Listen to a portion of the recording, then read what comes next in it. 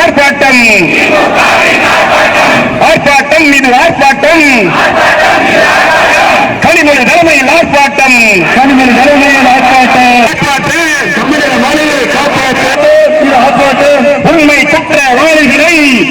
குற்றவாளிகளை ஆர்ப்பாட்டம், ஆர்ப்பாட்டம் தலைமை கழகம் அறிவித்த ஆர்ப்பாட்டம் மீது ஆர்ப்பாட்டம், ஆர்ப்பாட்டம் மீது ஆர்ப்பாட்டம் எங்கள் தளபதி அறிவித்த ஆர்ப்பாட்டம் மீது ஆர்ப்பாட்டம், ஆர்ப்பாட்டம் மீது ஆர்ப்பாட்டம், ஆர்ப்பாட்டம். பெண்களுக்கு பாதுகாப்பு என்பது கருகலவும் கிடையாது. இவைகளுக்கெல்லாம் ஒரு முற்றுப்புள்ளி வைப்பதற்காக வரக்கூடிய தேர்தலிலே நம்ம மாறுதலை காண்பதற்காக என்ன விதமான பாலியல் சம்பந்தப்பட்ட வழக்குகளானாலும் உடனடியாக தீர்வு காண்பதற்காகவும் கையவர்களை கைது செய்வதற்காகவும் உடனடியாக ஒரு நடவடிக்கை எடுப்பதற்கு நல்லதொரு மாற்றத்தினை காண்பதற்காக நடைபெறக்கூடிய அனைத்து விதமான ஆர்ப்பாட்டங்களான வருகை தந்துள்ள இந்த போராட்டத்திற்கு உறுதியாக நின்று போராட்டத்தை வெற்றிகரமாக்கி பெண்கள் இன்னும் பாதுகாக்க எழுச்சியோடு நடைபெற்றுக் கொண்டிருக்கின்ற இந்த மாபெரும் கண்டன ஆர்ப்பாட்டத்திற்கு தலைமை நடத்திக் கொண்டிருக்கின்ற தலைவர் அவர்களே, இங்கு வருகை தந்திருக்கின்ற திராவிட முன்னேற்ற கழகத்துடைய போர்வால் இன்னைக்கு 3 பேர் கைது செய்யப்பட்டிருக்கிறார்கள். அப்படின்னா எந்த அளவுக்கு இவர்கள் அழுத்தம் கொடுத்துக் கொண்டிருக்கிறார்கள், எந்த அளவுக்கு இந்த விசாரணையை தடுத்துக் கொண்டிருக்கிறார்கள் என்பதை நாம் புரிந்து கொள்ள வேண்டும்.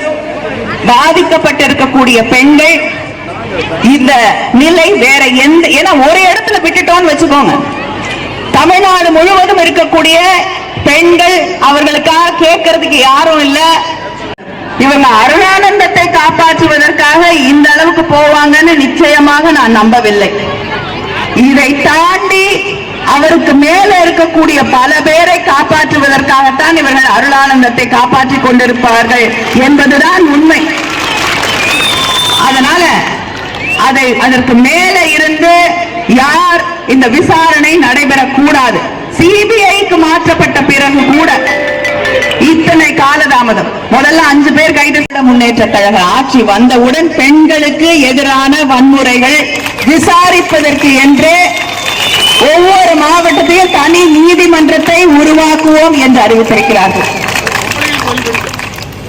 இந்த வன்முறைகளுக்கு, இங்கே நடைபெற்றிருக்கக்கூடிய இந்த வன்முறைகளுக்கு நியாயம் கிடைக்க வேண்டும். இந்த பெண்களுக்கு நியாயம் கிடைக்க வேண்டும். அது யாராக வேணாலும் இருக்கட்டும். நேற்று கூட சொன்னார் ஒருத்தர், ஆப்ரஹாம் லிங்கன் என்று. இன்னைக்கு தமிழ்நாட்டில் இருக்கக்கூடிய முதலமைச்சரை பார்த்து இன்னொரு அமைச்சர், அவருக்கு ஆப்ரஹாம் லிங்கன் யாருன்னு தெரியுமா? நியாயம் கிடைக்க வேண்டும் என்பதை வலியுறுத்தி தெரிவித்துக் கொள்கிறேன்.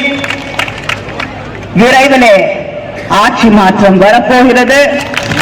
திராவிட முன்னேற்ற கழக ஆட்சி, நம்முடைய கூட்டணி இயக்கங்கள் எல்லாம் படை திரண்டு இங்கே நிற்கிறது. நாம் அத்தனை பேரும் இங்கே இணைந்து இந்த ஆட்சி மாற்றத்தை கொண்டு வருவோம். கொண்டு வந்த பிறகு ஆதரித்து பேசிய ஒருவர் தான் பழனிசாமி. ஏன்? தான் ஆட்சியில் இருக்கணும், தன்னுடைய ஆட்சியை பாதுகாக்க வேண்டும். அதுக்காக எதையும் விட்டுக் கொடுக்க தயார், எதையும் தியாகம் செய்ய, தன்னை தியாகம் செய்யறதுக்கு இல்ல, தமிழ்நாட்டை தியாகம் செய்ய, தமிழ்நாட்டு மக்களை தியாகம் செய்ய அவர் தயாராக இருக்கிறார். அந்த தியாகத்துல ஒண்ணுதான் தமிழ்நாட்டு பெண்களை யார் என்ன செஞ்சாலும் பரவாயில்லை, தன்னுடைய கட்சிக்காரர்களை பாதுகாக்க வேண்டும், தன்னோடு இருக்கக்கூடிய அமைச்சர்களை பாதுகாக்க வேண்டும், அவர்களுடைய குடும்பங்களை பாதுகாக்க வேண்டும். ஏன்னா அவங்க விட்டுட்டு போயிட்டா தன்னுடைய பதவி போயிடும் இல்லையா?